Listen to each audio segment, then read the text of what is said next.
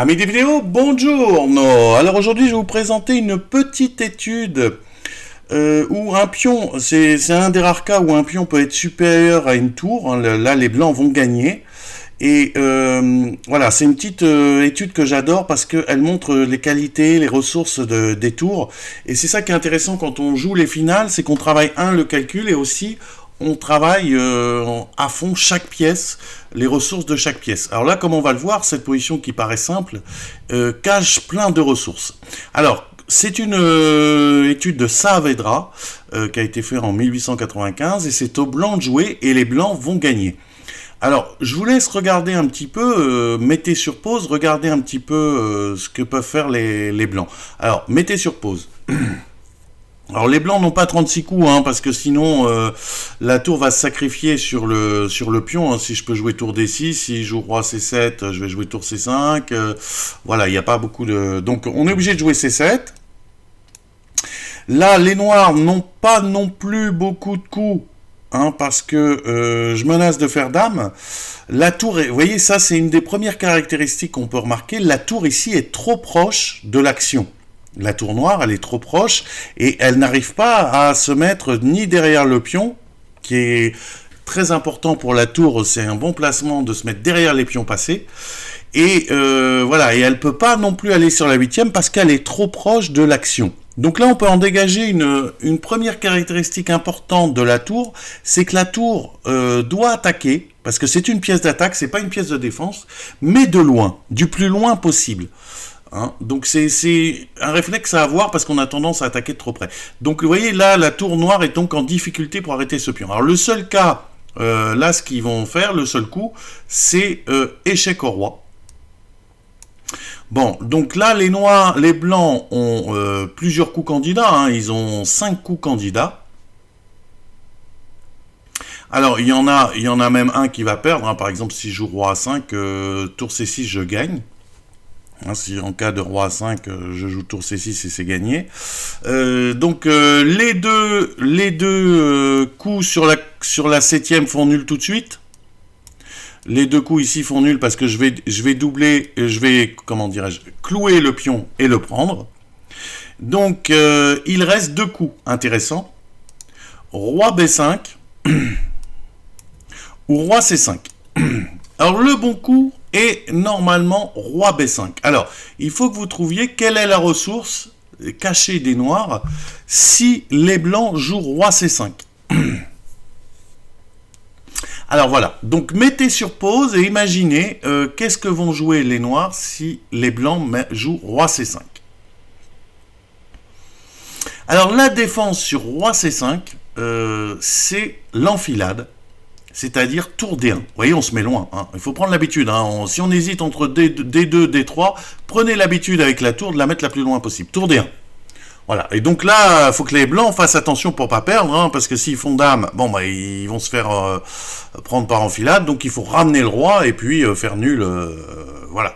Mais donc ça ne peut pas gagner. Cette position ne peut pas gagner. Donc roi C5 n'est pas possible. Alors il nous reste donc roi B5 par élimination, puisqu'on a éliminé tous les autres coups, on a éliminé les coups, la tour est en D6, on a éliminé les autres coups, les deux coups là, et roi C5 et le coup A5 qui perd, voilà.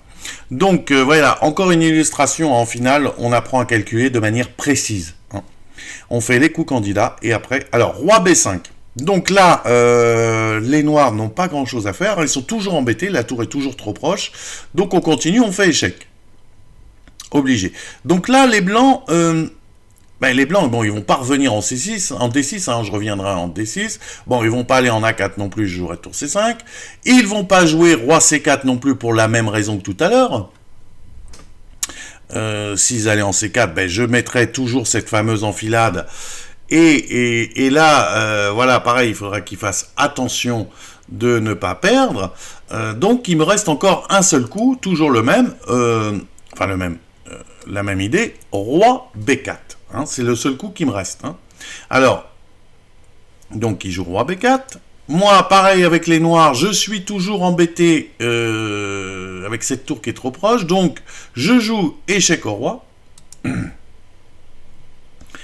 Et là, je joue roi B3.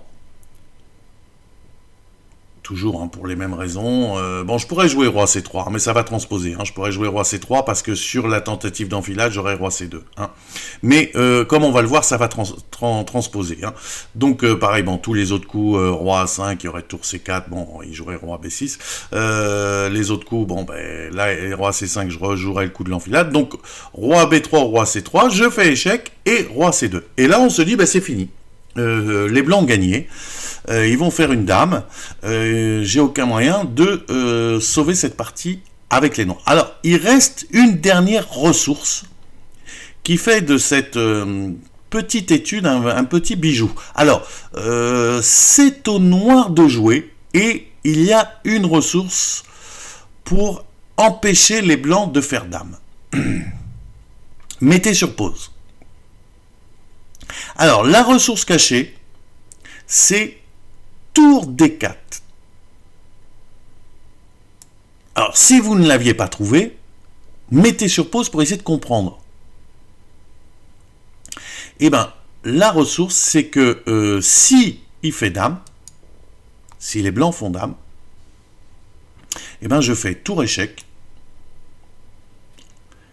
Et évidemment, la dame est obligée de prendre et patte. Partie nulle. Le roi noir épate. Alors là aussi, on se dit, bon ben là, c'est fini, les blancs ne peuvent pas gagner. Qu'est-ce que c'est que cette histoire? Eh bien, s'ils peuvent gagner. Hein. Donc, si vous n'avez pas trouvé comment les blancs peuvent gagner dans cette position, c'est à eux de jouer, mettez sur pause.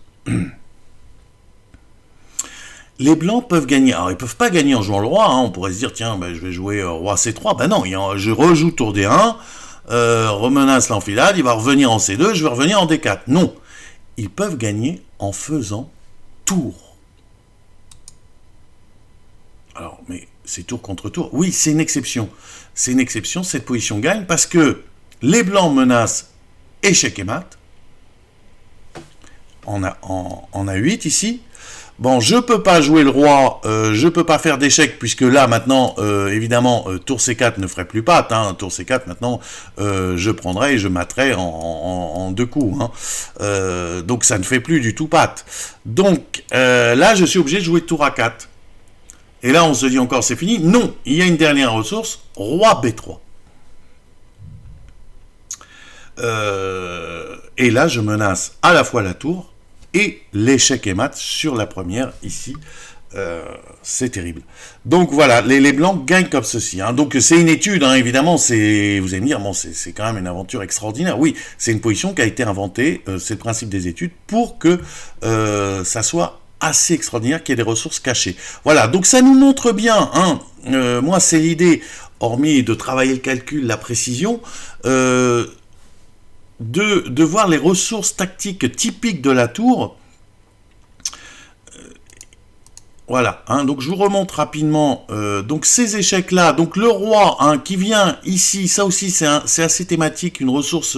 Le roi qui vient ici pour empêcher les enfilades. Hein, vous voyez, pour empêcher cette notion d'enfilade, il monte jusqu'ici. Vous voyez, c'est le plus dangereux. Hein, c'est pour ça qu'en finale, toujours, il y a des ressources surprenantes, hein, parce que c'est pas logique, normalement, d'éloigner comme ça le roi du pion. Mais c'est pour des raisons tactiques très précises. Hein, c'est l'intérêt des finales. Alors, voilà. Et là, et donc, cette petite ressource de patte très importante, avec ce dame et ce tour C4 ici, qui monte encore une ressource cachée. Voilà. Donc c'était une petite étude très intéressante pour apprendre à jouer avec la tour. C'est une étude de Saavedra que j'avais sous-titrée lors de cours « Une tour peut en cacher une autre ». Voilà. À bientôt dans une prochaine vidéo.